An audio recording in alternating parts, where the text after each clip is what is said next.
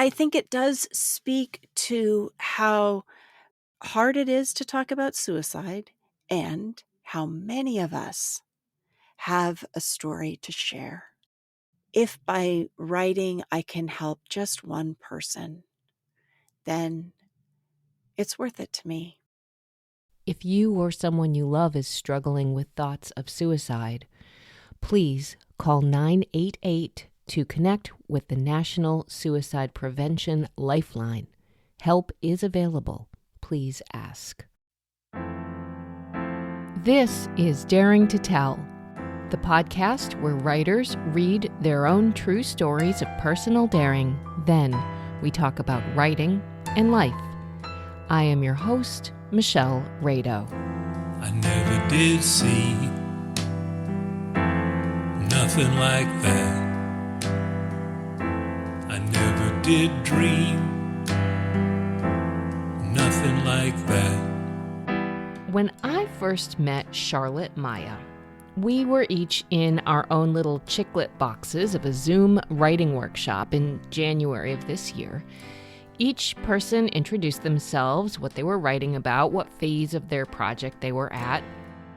Somehow, even through the Zoom, I felt a bit of a collective whoosh of air escaping the spaces we each occupied when Charlotte told us about her memoir that dealt with the suicide death of her husband, Sam, and how she was left to raise two sons, Danny and Jason, ages 8 and 6. The book was called Sushi Tuesdays. She was weeks away from her publication date. Her tone was serious and measured and even and calm. What that woman must have been through, I thought, and I immediately felt a magnetic pull I sometimes feel in my core towards her when something invisible pulls us to a person or sometimes a place for an unknown reason. Suicide of a loved one, such a tragic, contorted trauma to be thrust into. Like many people, I had a story of suicide in my family history, and I needed to learn more about hers, what she had learned through this unimaginable life detour.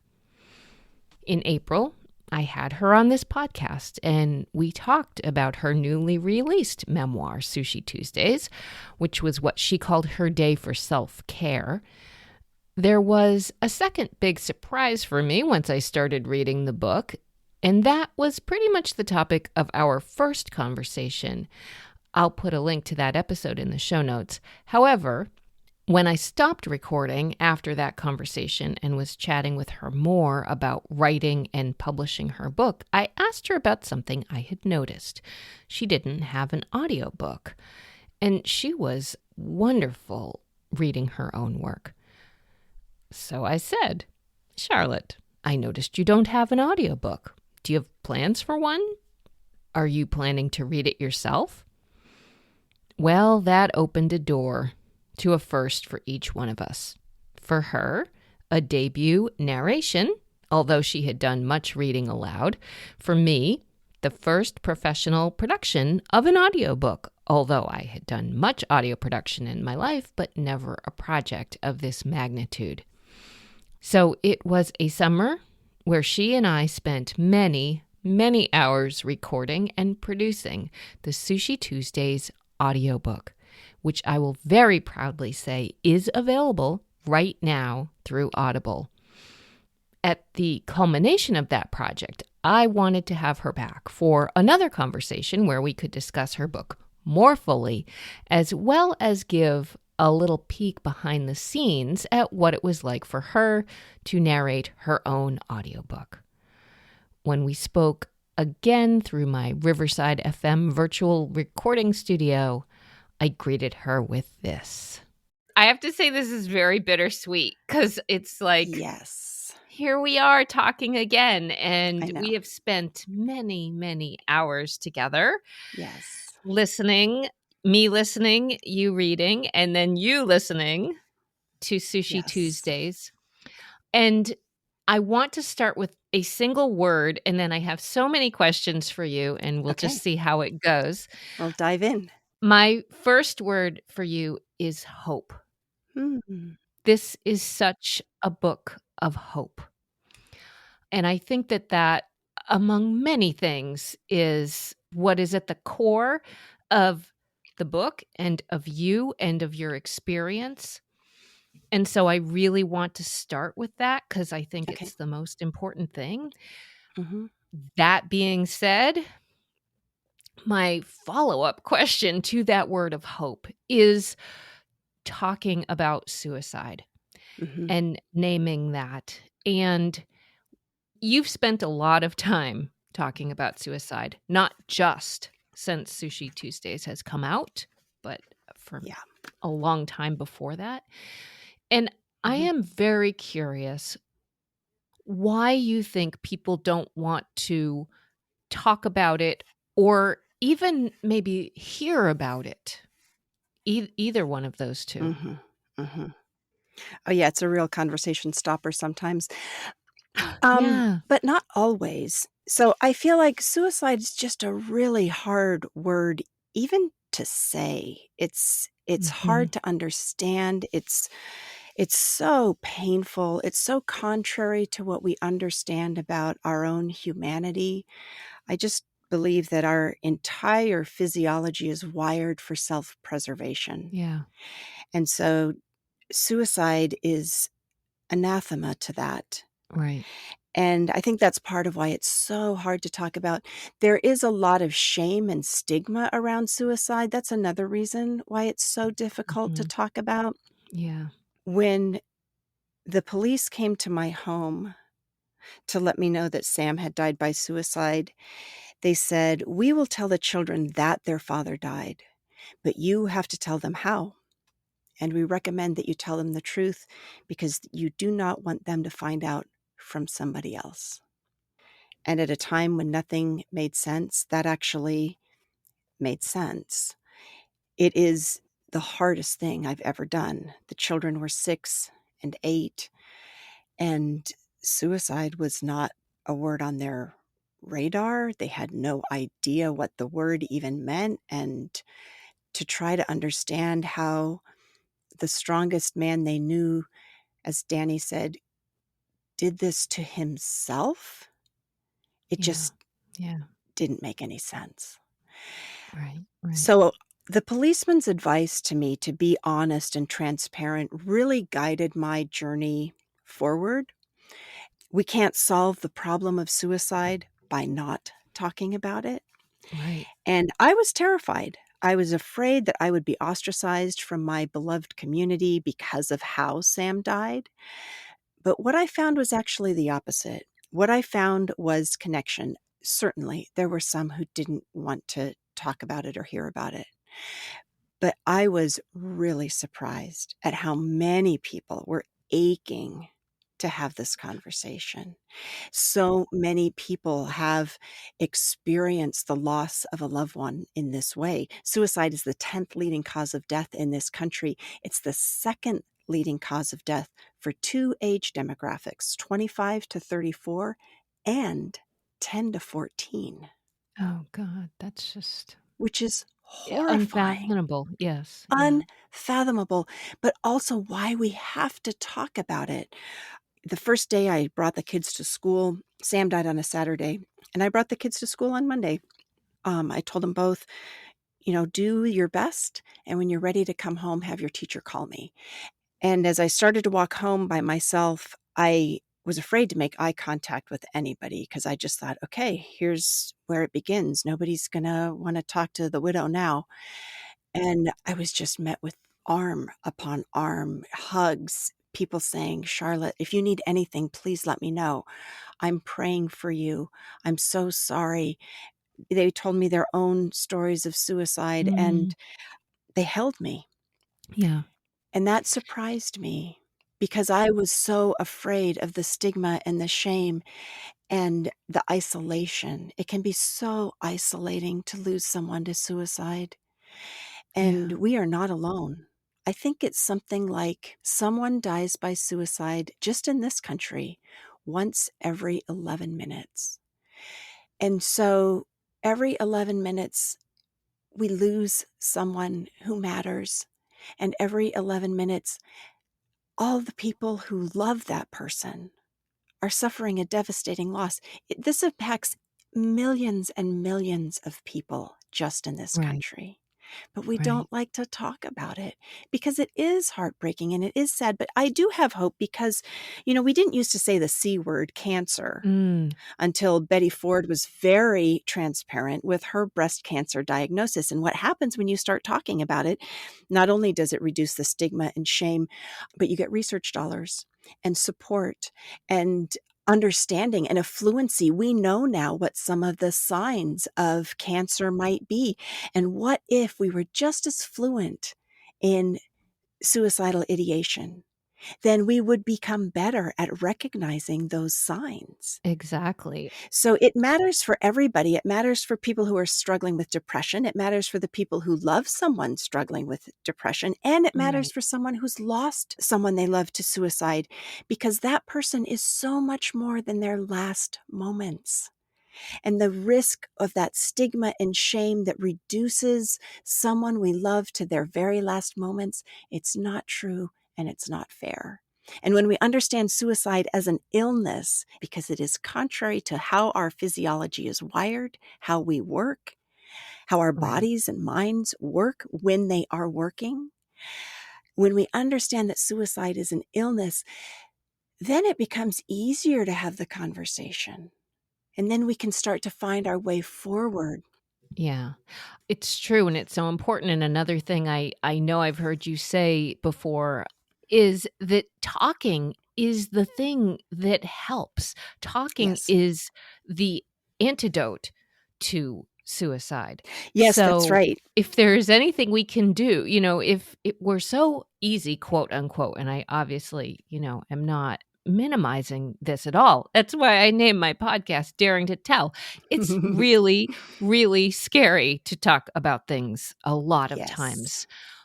But if we can talk about it, and that is the first step to conquering it and to facing the mental illness that we need to overcome in order to transcend this illness, then yes, we need to get rid of that fear.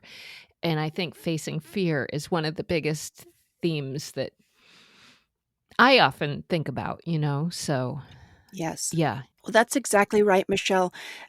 People are sometimes afraid if they can see that someone they love is suffering and struggling and they're not quite sure, but they're worried. Sometimes people are afraid to ask, "Are you thinking of hurting yourself? Yeah. Have Yeah. you contemplated suicide?" And it makes sense that people are afraid to ask because they're afraid that they might put an idea in somebody's head that wasn't already there.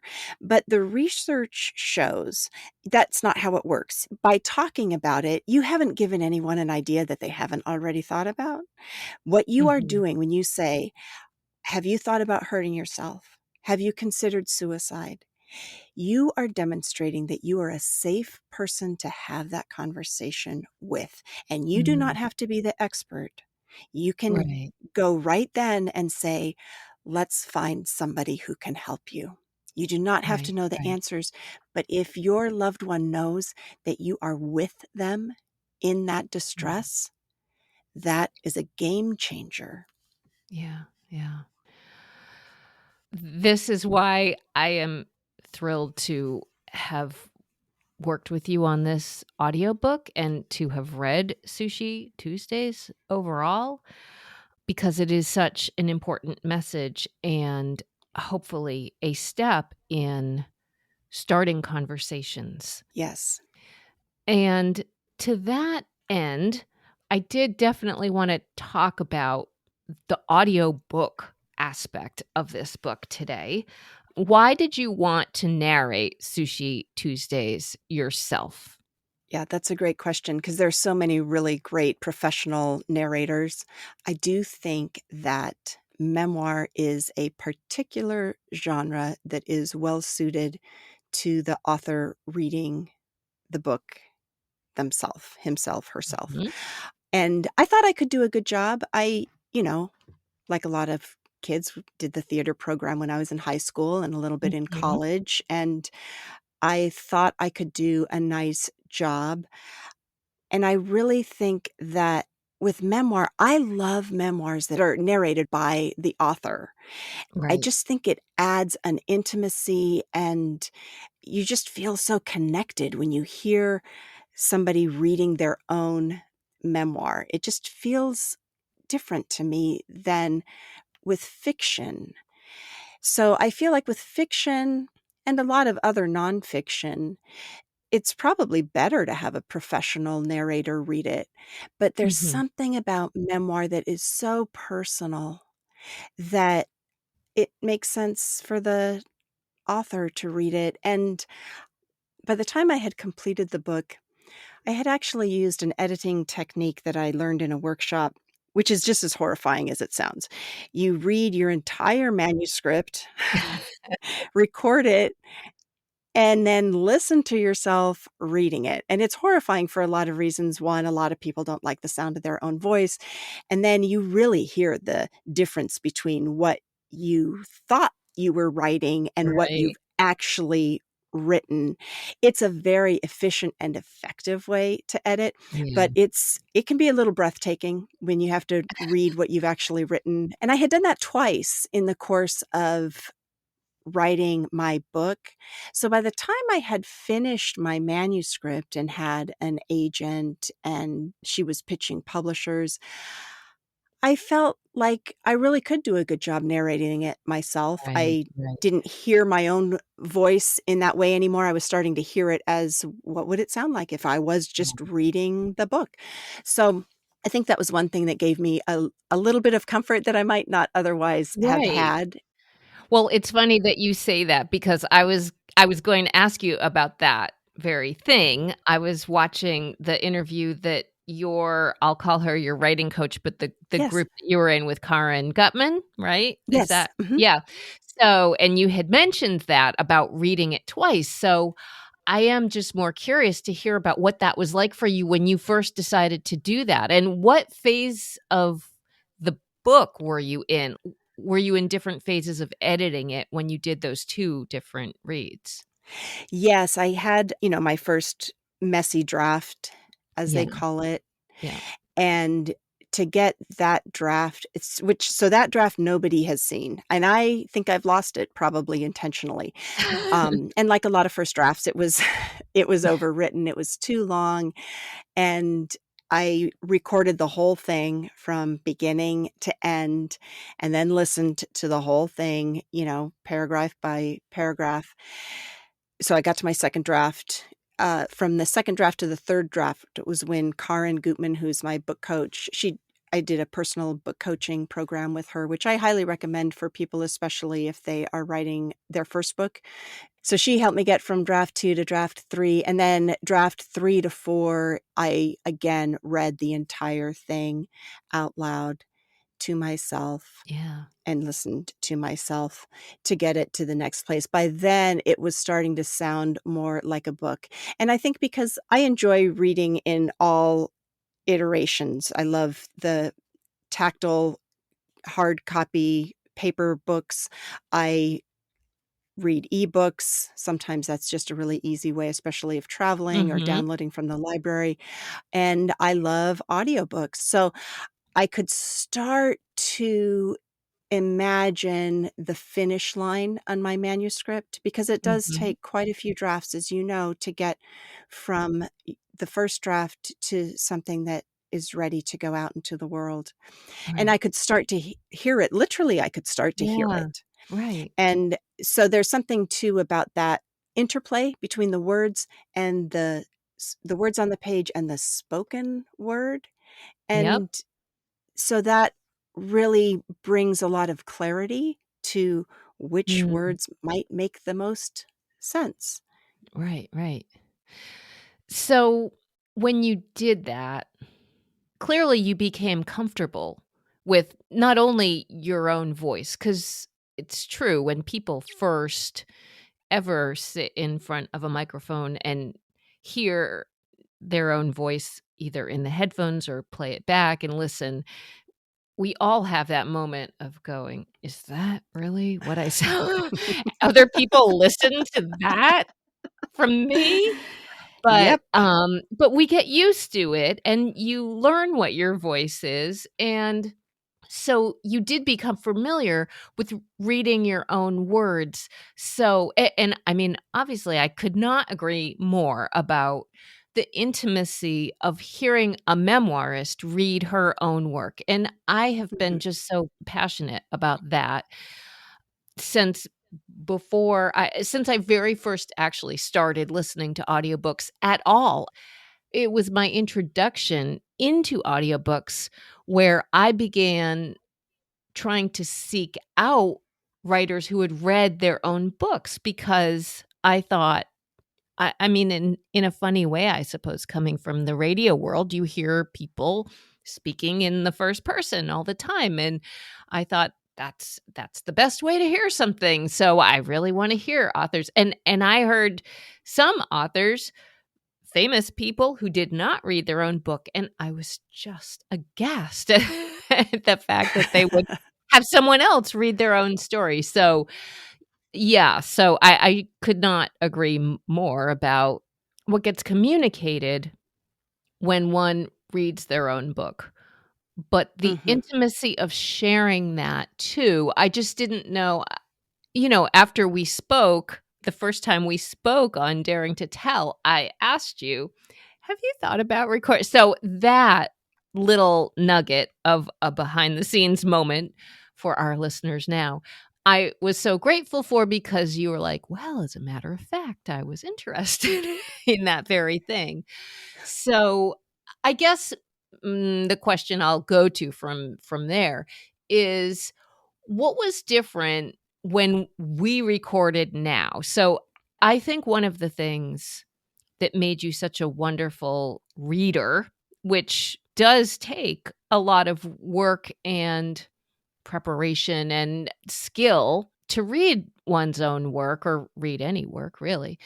What was different when we started working together from the other times when you had read your book aloud, top to tail? That's a great question. And I wanna just reflect back to you, the fact that you Sure. had asked me that question after you and I had, talked on Daring to Tell last time, Yeah. whether I had an audiobook coming out or whether I would narrate it myself. The fact that you asked me also gave me some confidence because you have so much Mm, experience in this area. That also gave me some confidence that I could do a nice job on the audiobook. Well, a lot of things were kinda different.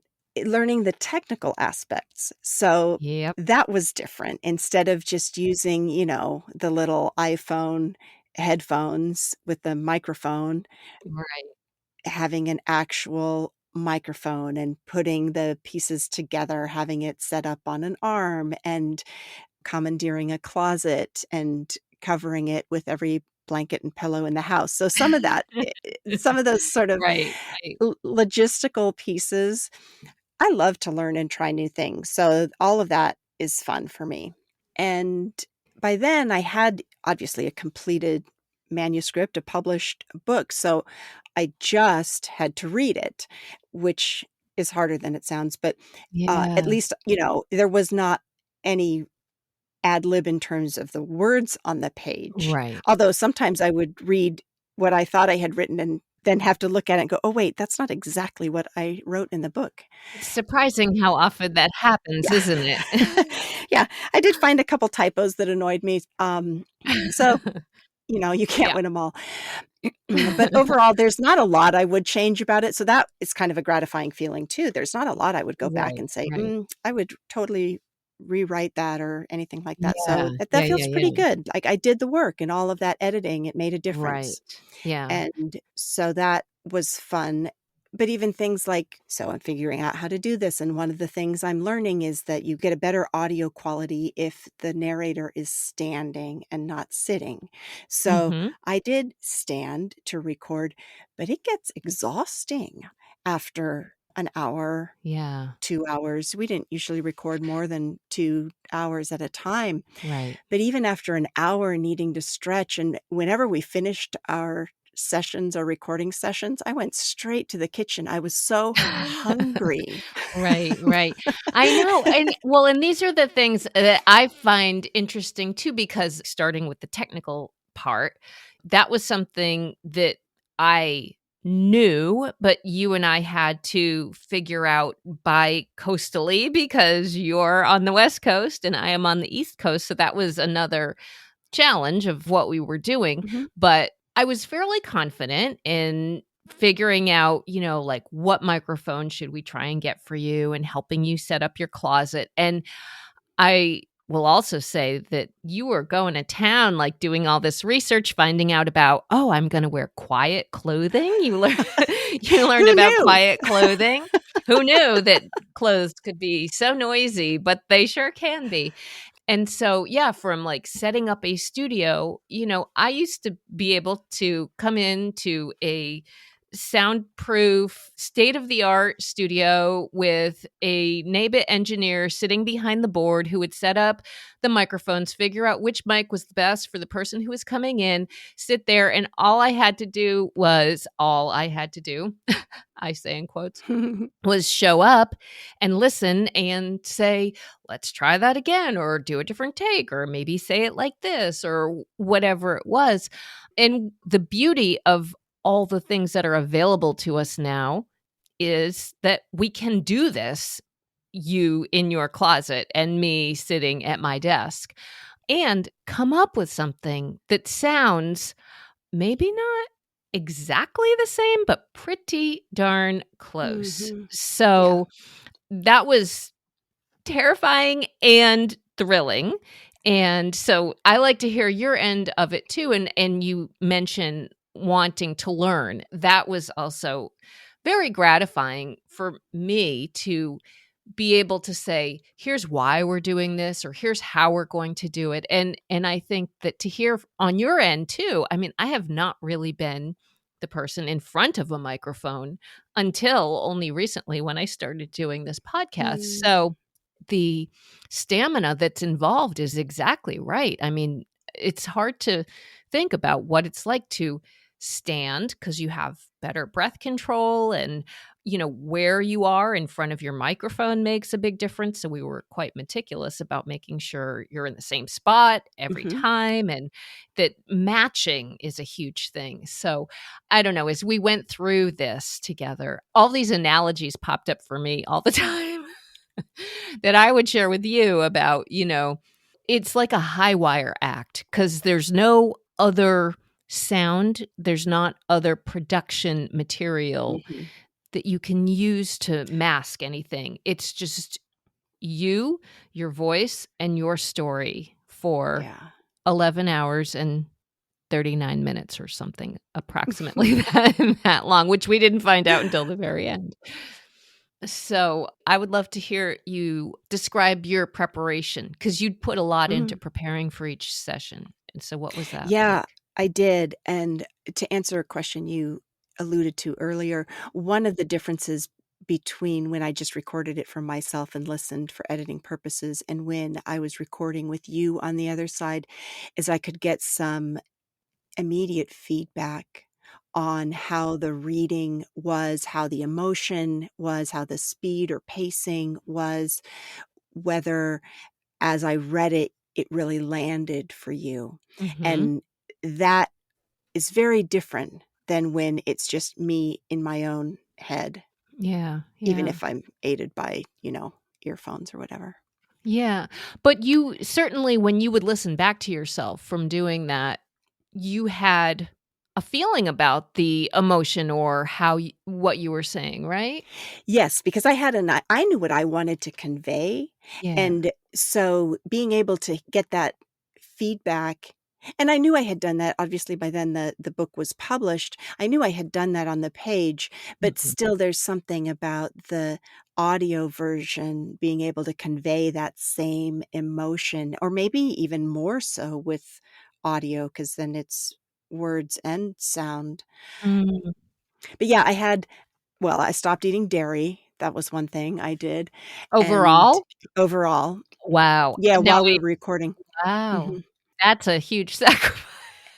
I In know, my right? book, that's a huge sacrifice. Yeah. Yeah, I don't usually give up dairy, but I did for purposes of this, and when we finished recording the whole thing, the first thing I did then when I ran up to the kitchen was I opened the freezer and I got out a half pint of ice cream, and I ate almost the whole thing right then.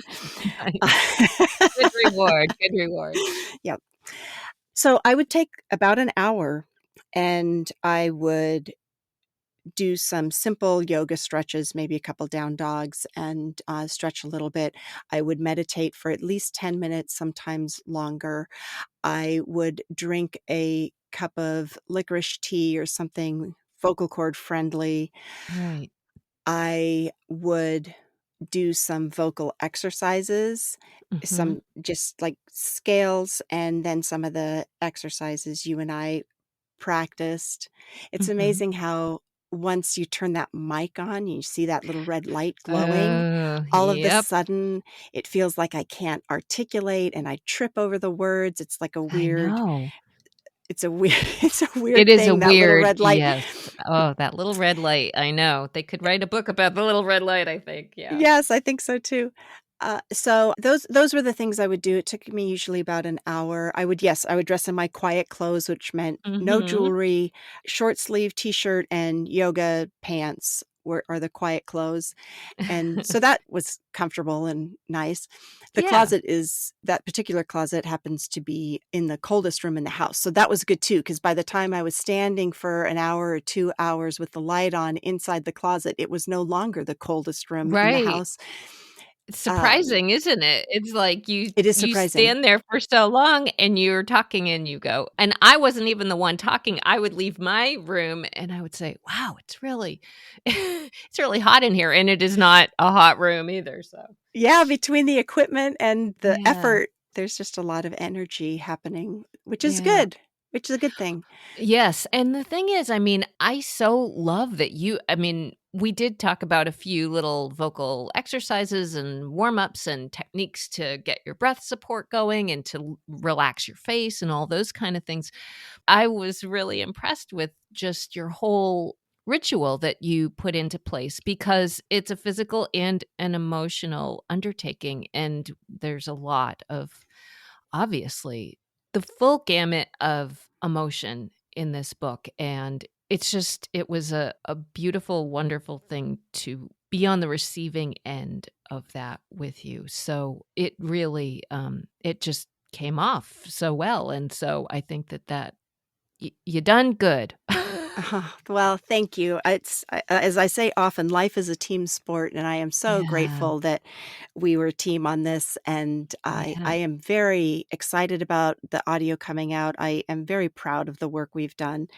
Something else I was just me thinking about with too, my me routine, too. it got to Uh-huh, the point where when I started my routine before you and I were recording, yep, my dog, who is usually at my heels at all time, but for uh-huh. obvious reasons wasn't allowed in the closet with me, Yeah, yeah. when he started seeing me go through my routine, he would go Oh, upstairs to his bed and yep. just wait. It was pretty He cute that knew he what knew was going that on. he wasn't allowed in the closet, so he might as Oh, well go to his own comfortable bed that's and very wait. sweet. Yeah, I and for other reasons, I would make sure that the cat is on the other side of the door too, because the minute I start doing something on the computer, that's the one place he decides he needs to be is right Well, in he front must, yes. where I am. That's So that's how that's how cats they roll. do it. Exactly. Um, Another question about audiobooks and Sushi Tuesdays. Is there something different you think a listener might take away from the listening as opposed to the reading, or that you would want them to get through the listening of it? That's an interesting question.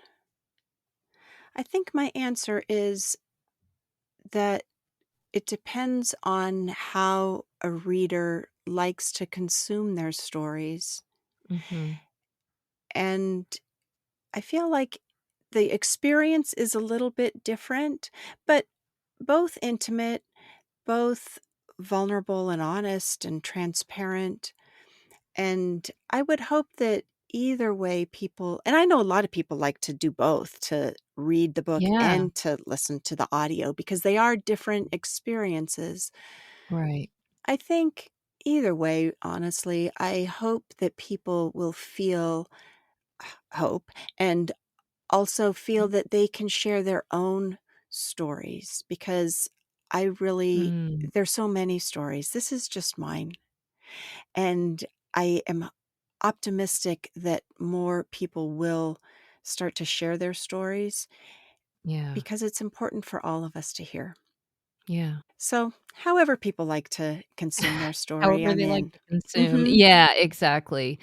Um, and I will say also in terms of listening and reading, often I will first listen to a book by consuming the audiobook, and then buy the book afterwards. So I like to have Mhm. both in that way. And, you know, and obviously, again, as I say, I love hearing just the emotion or the tone of how the author reads their work because that sometimes brings a different meaning to it, I think.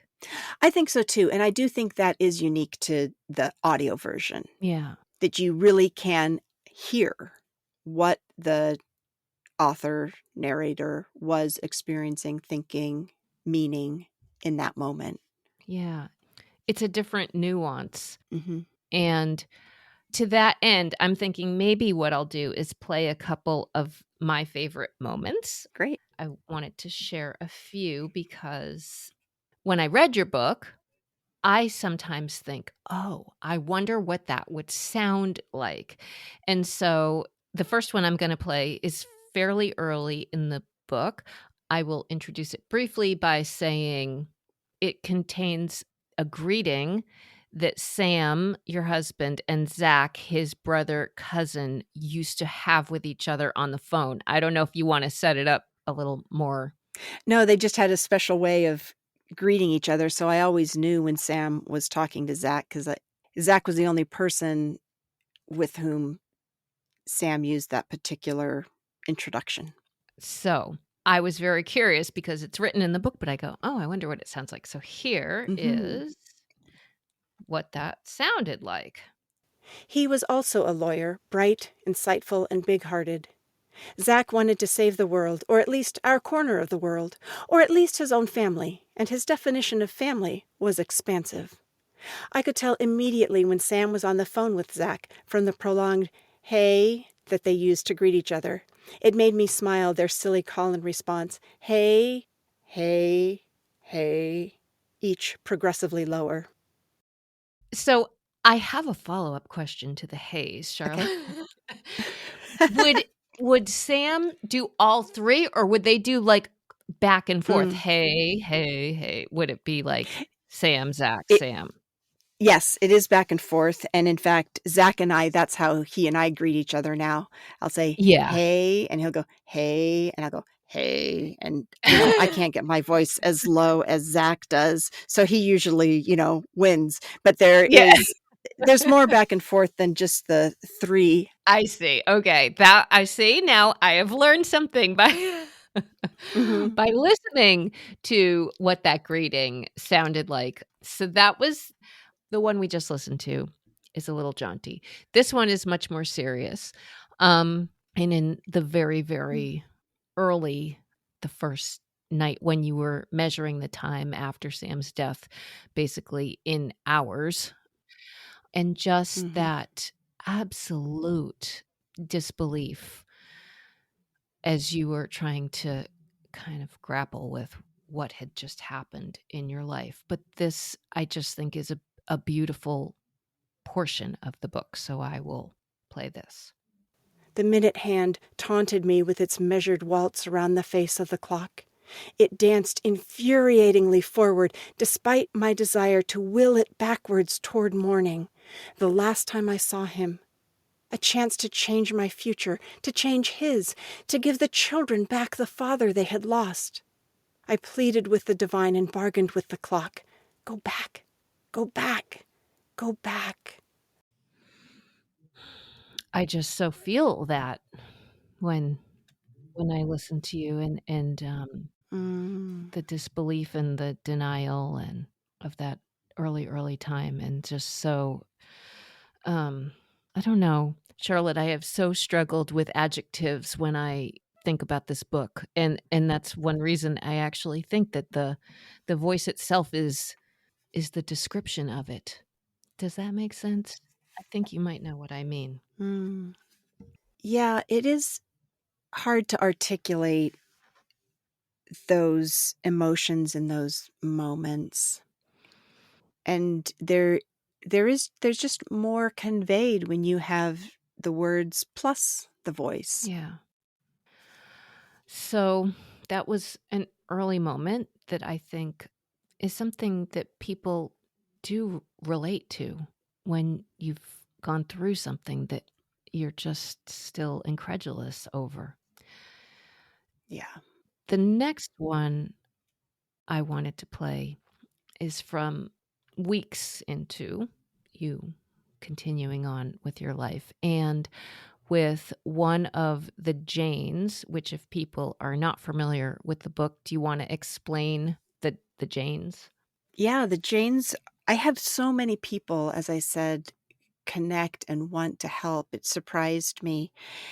And even my therapist would get confused because I had Jane, Jeannie, Joni, Janie, Jenny. I had all these friends with J names, and my background is as a lawyer, so I'm not practicing anymore. But I started to think as I was writing the book about Jane Doe number one, Jane Doe number two. And so that morphed into the Janes, who are kind of this Greek chorus of mostly women who helped in unbelievable ways, big and small. And I just partly wanted to illustrate there's so many ways that we can embrace and love and support each other in these times. So instead of naming everybody individually, I would call them journalist Jane or Jane with the mountain home, or I think you're about to read the introduction to engineer Jane. Yes. So this is Engineer Jane, and I will let you do the beautiful reading. Here we go. Charlotte. Engineer Jane confronted me one morning after I had dropped the boys off at school. I've been wanting to do something for you, but I'm a terrible cook, and I've noticed that you're always late getting the boys to school, and I thought Danny and Jason might like walking to school with my sons, even though they're in different grades, so I was thinking that if I was at your house at 7:45, then I could help you get to school on time. She interrupted herself. I'm sorry. Is now an okay time to talk? I smile. Every time I hear that, I don't know if you want to talk about recording that big, breathless, giant sentence and Yeah, what that took I some remember practice. it. Yeah. Go ahead.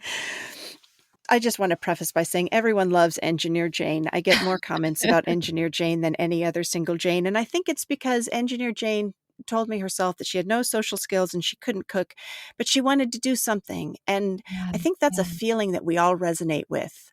Yes. That, like, what can I do? And I just wanted to encourage people that everyone has their own unique brand of light that they can shine for somebody else. And if you do not think you do, I would encourage you to rethink that, because Yeah. whether it's choosing the right audiobook or book or making a playlist for somebody or taking them on a hike that only you know where the trailhead goes or something. I mean, there's so many different ways to support people, and everybody has their own unique light to shine in the world. And so I think that's why people just really are endeared to Engineer Jane, because she was very clear on what she could and couldn't do. And the gift that she offered me, walking my kids and me to school every morning at 7:45, was unbelievable. She was on my doorstep Yeah. every single morning for months at Right. 7:45 exactly, with her two kids in tow. Like, who could Yep. do this? I do And I not didn't know. need Yeah. totally, and I did not need 12 moms on my doorstep every morning. I Right. just needed one. Yeah. And that's my Engineer Jane. So that was a very fun part to read. And but boy, it took a lot of breath and several takes to get Yes. through the whole thing. Yeah. Um, And I will reveal that if you don't mind me saying so, I said, just go ahead and take a breath in the middle, and then I will fix that after. We can take those breaths out. But breathing is a big thing in audiobooks, and when to let people know that, yes, you are a human and you do breathe, but when breaths distract from the story that is coming out. So mhm. that was kind of a fun little, we can fix that. Fix it. Well, they fix it in the mix is one thing that they always say. But there, as I said, there's no mix. There is just you. So Right. we fixed it in the edit. Well, it's lovely to have a little audio magic there, Yes. because, yeah, breathing is key to the whole process. Breathing is key indeed. So those are just a few moments. There are so many more. But, another thing talking about Engineer Jane and you existing through time through the course of this book, because the book goes from the day that Sam killed himself Mhm. to about a decade later, right? We end in Yep, 2017.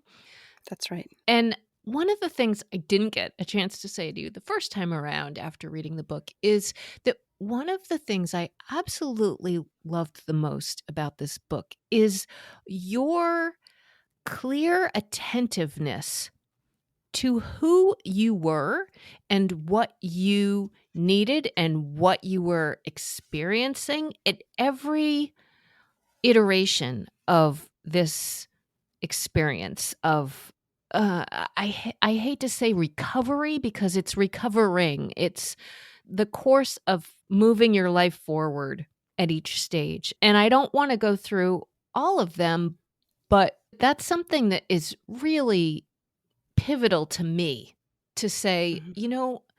who I was at this point in being alive and being a human, and also when thinking about trying to write a story, that we say, this is who I was at this point, and I have to honor and respect what I was going through then as 100% vital to me and who I was and what I had to do to get to the next step. And I actually even think, maybe you can speak to this more, that you couldn't have gotten to the next step if you didn't go through exactly what you were feeling and what you were experiencing at each stage of moving through this time after Sam's death. Yeah, I think that's one of the things that is important about healing is that compassion for yourself Yeah. in the process. Yeah. Yeah. Healing and grief are ongoing. There's not a date certain on which we don't grieve anymore. We're not fixed after a year or even after 10 years. There's no expiration date on grief because love remembers. Yeah. Love remembers. We joke in our house, we don't hide the skeletons in our closets. We display them on the Mm. walls and on top of the piano because they are how we got here. And I think it's important to honor who we were and where we were and who we are. One of the challenges, in my opinion, about writing memoir is that, we live our lives in the middle, but a memoir has Mm. to have a beginning, a middle, and an end. Yeah. And it is very difficult to craft a story out of the whole cloth that is our life. And I think that's a particular challenge in memoir because stories have to have a beginning, a middle, Yeah. and an end. And character arc happens to fit nicely with healing and grief because the tragedy, Mm. in my opinion, is if we are not changed by these experiences, Yes.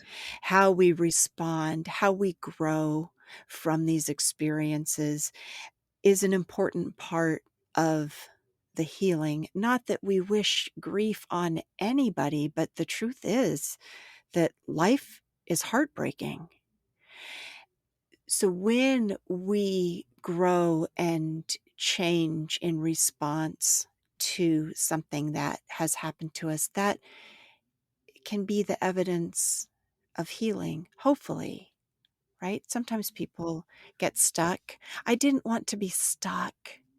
Yeah.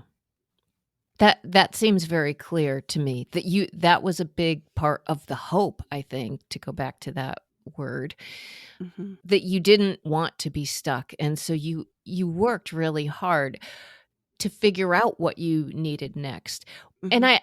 I am thinking about this in particular in relation to your spiritual journey and the whole idea of being attentive to who you were and what you felt about God, the universe, religious practices, whether or not it's about spirituality, religion in the course of healing. Did you feel that in the writing of it that you immediately recognized the need to call out when you felt like you had nothing to do with God anymore? Because you were so definitive about it. Yeah. and and then you changed your mind. I had a lot of words. Yeah. Yeah, that's true. I had a lot of words for God, none of which were father, but some of which started with mother. Yeah. Right, right. And I think it's really important to be honest in our Mm, stories. yeah, And I was pissed, yeah, and I felt betrayed, not just by Sam. I figured out pretty early on that Sam was ill. He was not himself. There is no way he would have left those kids right, if he had been in his right yeah, mind. I don't think he would have left me either, right. but the kids were 6 and 8. I know. Like, what on earth? Yeah. But I was pretty pissed at God. Yeah. And I called God a lot of names and, said if she wants to talk to me, she can make a house call because I am not going to darken her door. Yeah. And I think it's important to own where we are when we are Yeah. there. Yeah. That's the part that just every time I read it, I say, yeah, that's pretty darn. Did you have a sense when you were writing it that that's what you were doing? That you were being attentive to yourself in that time? I think by the time I was writing it, I had already been attentive to myself in Yeah. that time. Yes. Clearly. But did you Um, does I don't know. I get very didactic with my questions sometimes, like, "Did you know that that was exactly what you were thinking?" But I guess you did if that was exactly what you wrote. well, maybe I'll answer the question in a different way. When I did work with my book coach on creating the structure for Sushi Tuesdays, Mhm. and well, just to back up a minute, I started a blog called Sushi Tuesdays in 2014, so 7 years after Sam's death. And I wrote pretty consistently on the blog, published every Tuesday for several years. And so I had a lot of blog posts, but I didn't have a coherent narrative with a beginning, middle, and end. So that was part of what I needed the book coach's help with. Karin helped me really I usually use the word scaffolding. Mhm. She put the scaffolding under the story. Yeah. And so here's some behind the scenes on putting together the scaffolding that holds up the story of Sushi Tuesdays. There are 3 what she called threads. One is sort of the chronological thread of what happened when Mhm. and to whom. One was, we called it the mystery of Sam. So trying to figure out what had happened. Yeah. What went wrong? Where had I failed? Mm. Where had I failed? Right. Where did Sam fail? And the third thread was the spiritual thread, Mhm. because as you and I talked about in the last Daring to Tell, I grew up in a very religious household. Mhm. So how I think about a lot of things is really informed by that early spiritual history. And one of the things that fell off right away after Sam's death was that faith piece, Mhm. which had Right. been a very anchoring, tethering part of my life up until that moment. So Mhm. now I've lost my faith and I've lost my husband, and I am really at sea. Yeah. So the three threads sort of are braided together in the book. Each of the threads has a beginning, a middle, an end, a turning point number 1, a turning point number 2. So Wow. maybe that answers the question that you were trying to ask in a more sort of comprehensive way. Yes. No, Is that from the absolutely. very beginning of both my experience and my writing of the book, Yeah. the spiritual thread was a robust piece of the story, because I couldn't help a reader get into my own head and my own experience of Sam's suicide without understanding that I had grown up in a very particular religious outlook. Right, right. And that was obviously the thing that hooked me because I grew up in that same religious outlook. So that I was just flummoxed because I said, it's not all that common.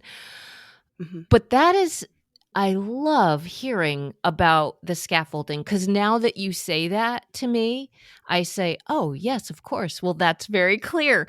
I mean, and I have gone through this book many times.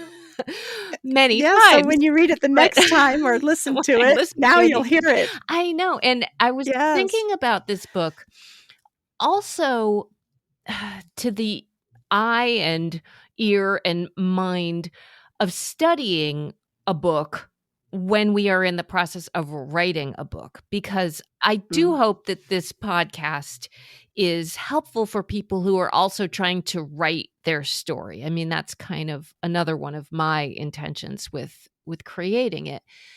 I'll share with you a book that I stumbled into recently, and our cameras are off right now, so I can't show it to you. But it is an old book. It has like a old-fashioned cloth-bound hardcover, and I can't remember the year. I'm trying to find the year it was published. I think it might have been in the 40s, but it might have even been in the 30s. Anyways, so it is called How to Read a Book, Mm. and it is by Mortimer J. Adler. I work in a bookstore, a used bookstore, and when I saw that, thought, "How to Read a Book, what a provocative title." And among the many things he says, I'm only a tiny bit into it, but it's absolutely delightful read. And what he's talking about is really comprehending something that we read, not just sort of like letting your eyes go over the words on a page and have a general sense of what it is it was about, or the type of reading in school, which obviously was a long time ago, where you read something and you get tested on it and then you forget about it the next week or whatever. But what he refers to is multiple readings and research that you then go into to look up the references that the author might have used, specifically in nonfiction. He's not talking about memoir per se, but but things where you learn about Mm. something essentially.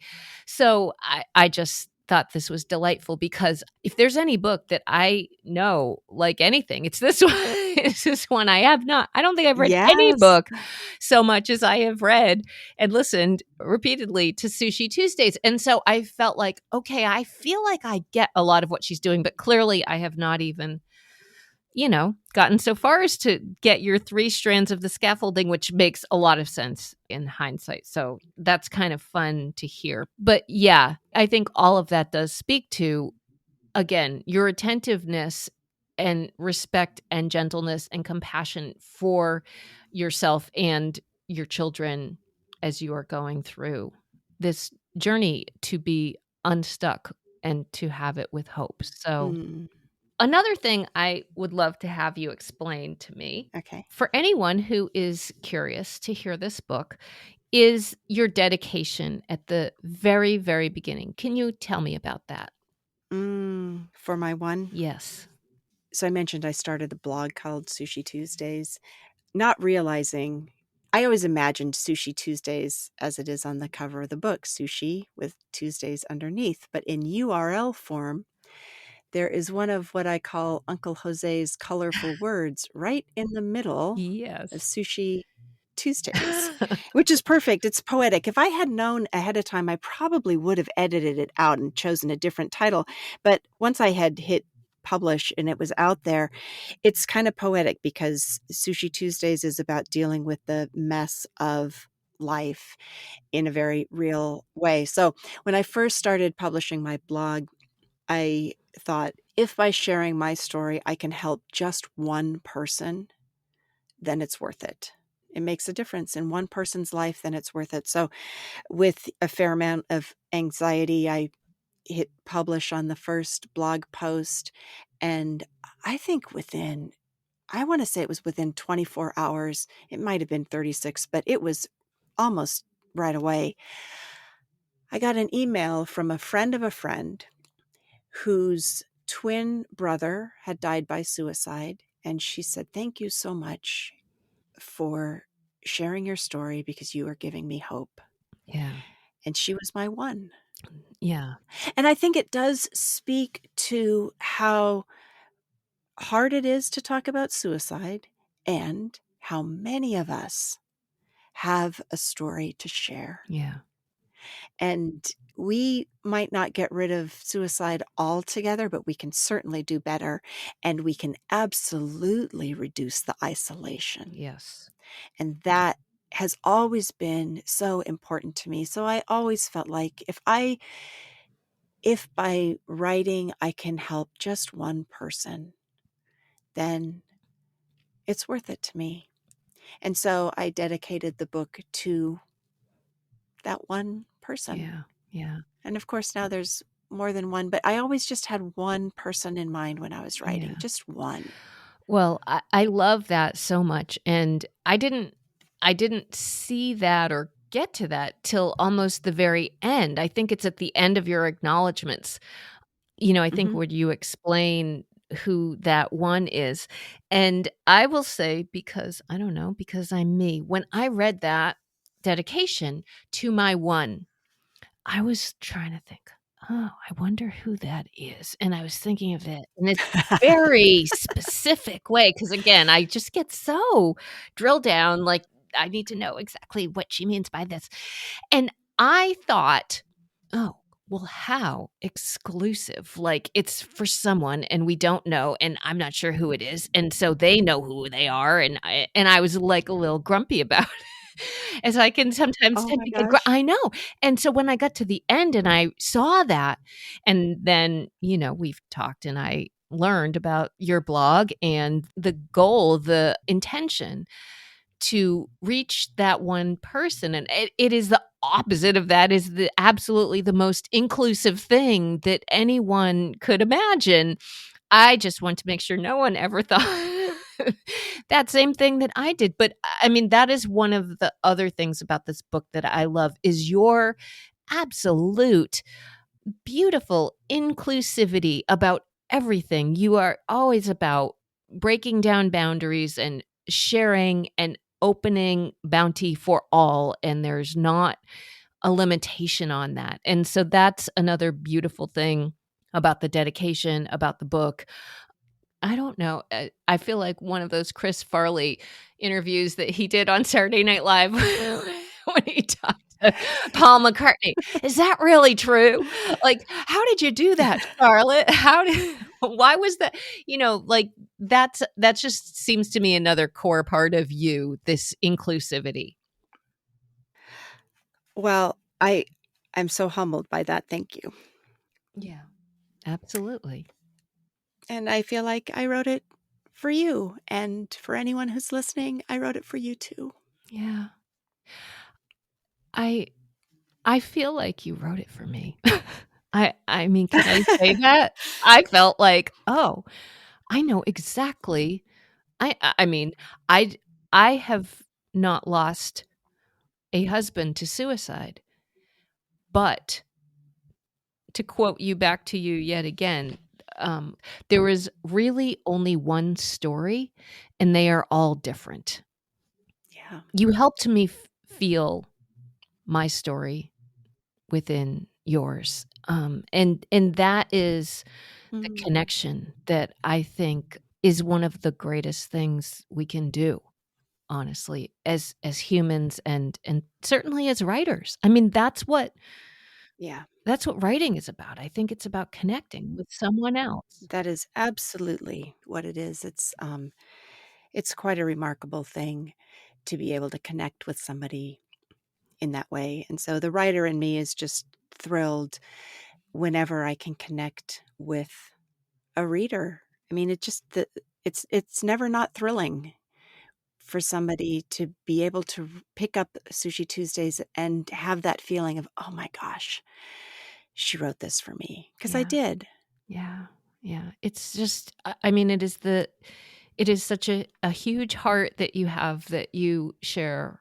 Um, and it makes every person reading it feel so special. It really does. Oh, I'm so grateful to hear that. Yeah. Yeah, absolutely. I feel like I don't know why everyone is not reading this book. And and you should. Well, now they Everyone can should. listen to And it. now you can listen to Charlotte read it, tell it herself. I have 2 more questions here, and they're sort of tied together. The penultimate one, perhaps, is we get to live with you through this 10-year period and see a transformation in that time.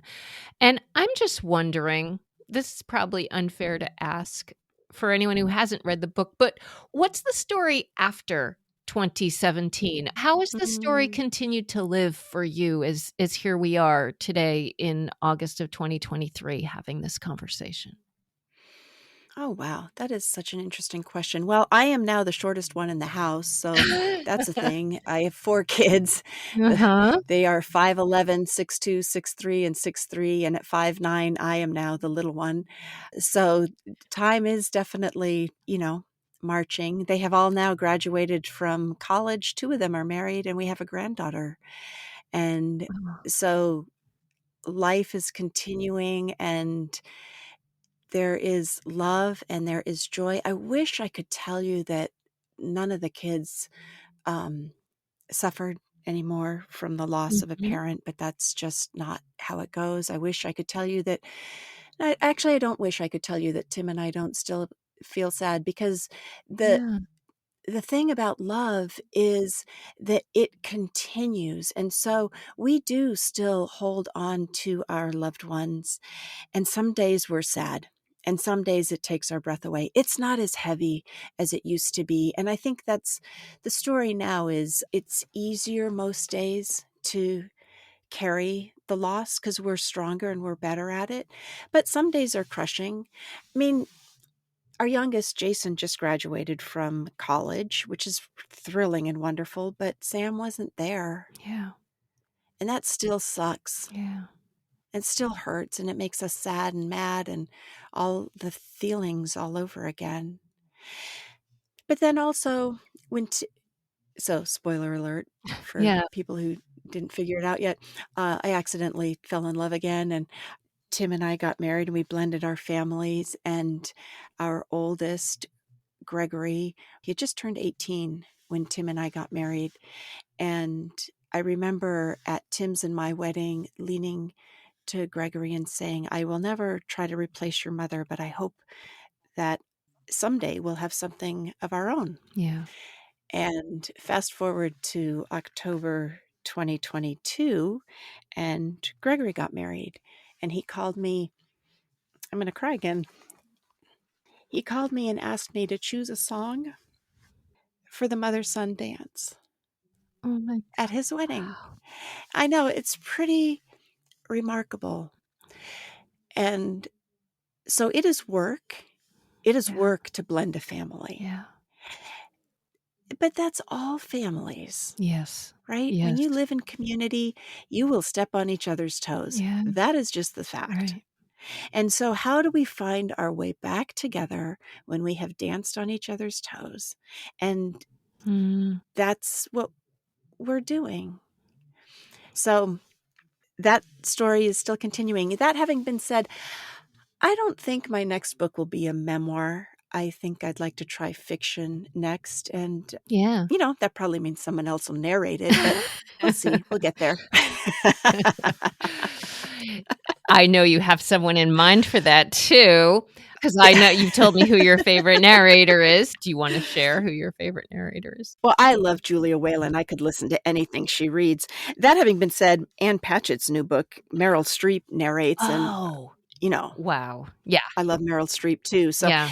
there are just a lot of really talented people in the world, and I'm just grateful when talented people share their light in the world. Yes, absolutely. Yeah, it's like Engineer Jane. Like, Yes. what do you Yes. have to share, and who are you? And that's the most important thing for us to hear about from you, for you to participate in. Yep. And I don't want to move past what you just said, because I think it's incredibly reassuring to know that there are always hard days. You know, that I think this idea of a Hollywood happily ever after it's because of what we've been through that makes some days sweeter and other days still you're just right back in it. And Yep. as you say, the load, we might be stronger and the load might be lighter, but we have loved people, and when we've gone through crisis, it doesn't go away. It doesn't go away. I mean, there's a Mm-mm. lot of analogies about scars in this way too, which I find interesting and I think are kind of appropriate for the same reason. Yes. Yes. And we do heal. It's not that we're not healing. And also, sometimes life is painful. Yeah. And we have each other. That's the gift. We have each other. Yes. Yeah. Yeah. And to accept the help, ask for help, because that's how we get there. Life is a team sport. We are not supposed to do this alone. Well, I was going to say my final question was going to be about the end, which we encountered. But it's sort of, I mean, that's a little bit what we just said is, especially a memoir, there's not the end in the end. I mean, I even just spoke with another memoirist who I had on, Gretchen Charrington, who wrote a second memoir about her family history and telling the story of generations beyond one of her family's stories. So I feel like the end is this, it's just an arbitrary boundary that we draw, and Mm, one that we had to draw for the end of Sushi Tuesdays. yep. But the end continues on, Yes, it does. or something continues on beyond the end, or something like that. What I will ask you, which is my little capper all the time, is what was most daring about reading this audiobook? Well, it's very emotional still. Yeah. It surprised me sometimes when I was reading the book and then just lost it. Like, I've read it. I I don't know if I've read it as many times now as you have, Michelle, but I've read it quite a few times. Um, Yes.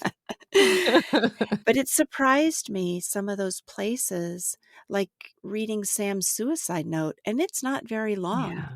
but it was really hard.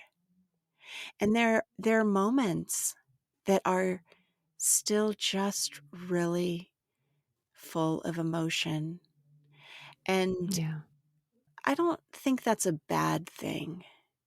I think it just speaks to our human capacity to feel and love, and I would rather feel than be numb. And I think Yeah. that it's hard. I'd rather be joyful than in pain, but Right. you don't get one without the other. And when you have experienced those devastating losses, the joyful times stand out in sharp relief. And that's incredible. Then you really understand gratitude in a whole different way. Mm. That is, yeah, that's especially meaningful. Here, thinking about gratitude that way. It's an important thing, It but is an yeah, important exactly. thing, um, but it's very nuanced. And Yeah. I am not grateful for Sam's death. I'll never be grateful for his death, No, of course not. but I am grateful for him. Yeah. Well, I think that's a wonderful place to stop right now. Unless you have anything else to say that you didn't get to say. No, I'm just so grateful to chat with you and so grateful for the work we've done together. And we'll look forward to our next project, whatever that is. I find it both disheartening and comforting that in the end, sadness remains sadness. That the crises and trauma we've been through will always hurt. That grief remains within us because the love that we had also is still there. And that those little 3 summation words, in the end, are an ever-moving landing place. The end that is right now, and now, and now, and all the other nows that will indeed come while we are graced with time on this planet. Well, you have arrived at the now, which is the end of another episode of Daring to Tell. I do hope that you'll follow this podcast so that the episodes which come out on the first Tuesday of each month will automatically pop right into your podcast app of choice. Maybe you can even make it part of your own Sushi Tuesday ritual. I don't know. Maybe you'll share this episode with someone who might appreciate hearing from you or from Charlotte, maybe even from me. It might be just the thing to let them know that they are seen, they are loved. And remember that National Suicide Prevention Lifeline number 988. Help is there and available for the bravery of asking for it. I have a newsletter that goes along with this podcast. Right now, I am calling it Hit Pause. You can sign up for it at my website, michellerado.com. In the show notes, you'll find links to the audiobook for Sushi Tuesdays, as well as to a link for Charlotte's book coach, Karen Gutmann, who, by the way, has some really wonderful conversations with other writers as well, including Laura Davis, who has been on this podcast, and the amazing Abigail Thomas. The music you hear on this podcast is written and performed by my husband, Phil Rado. I will put a link to more of his music in the show notes as well. And we will go out with his music today. And as always, I thank you for daring to listen. I will catch you next month. Wish I knew more about the Bible. Wish I knew more about midnight sun. But everybody's waiting for revival. But I don't want to be like everyone.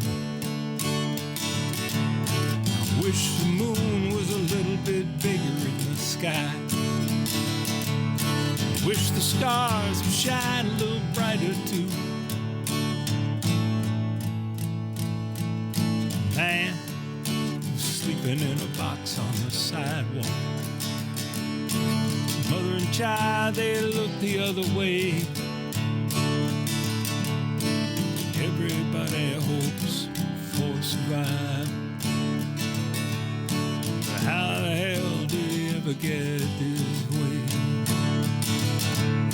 Wish the moon was a little bit bigger in the sky. Wish the stars shine a little brighter too.